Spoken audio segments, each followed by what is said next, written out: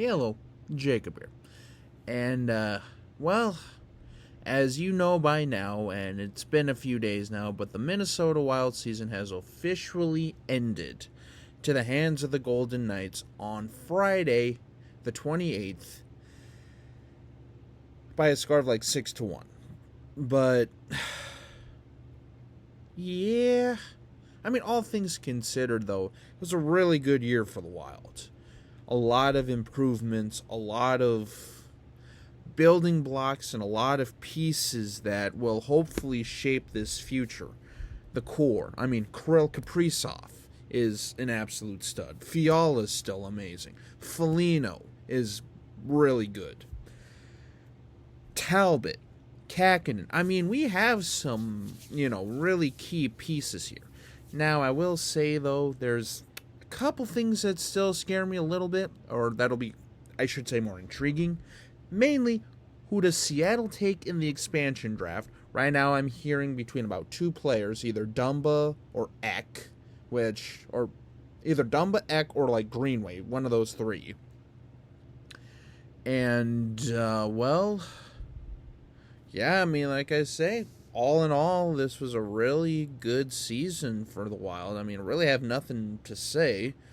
Then again, I'm also coming off of like 36 hours of work in 3 days and literally 12 hours of sleep combined in those 3 days. But just really nothing much else to say there. But I also want to throw this in here too, but holy no. Let's just say I don't want to be anywhere near Toronto or the greater Toronto, Ontario area at this point. Because it happened again. That's right, ladies and gentlemen. Toronto blew another 3-1 series lead in the playoffs.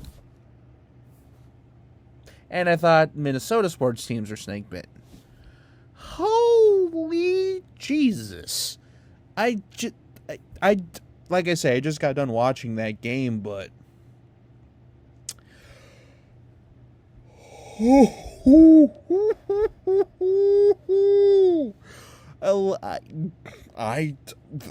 yeah, it happened again. And I'm not even a Toronto fan, and I'm like, wow.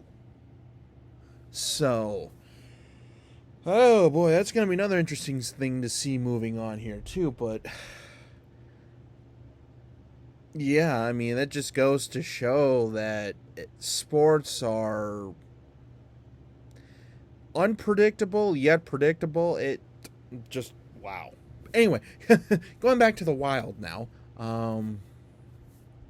Yeah, I mean, overall, I was very impressed with what the Wild did this season. Yeah, sure, there are a few games I wanted to throw my hat out a 5-story window, but to be fair, no matter what season there are games that you're going to want to throw your hat, jersey, TV through a 5-story window.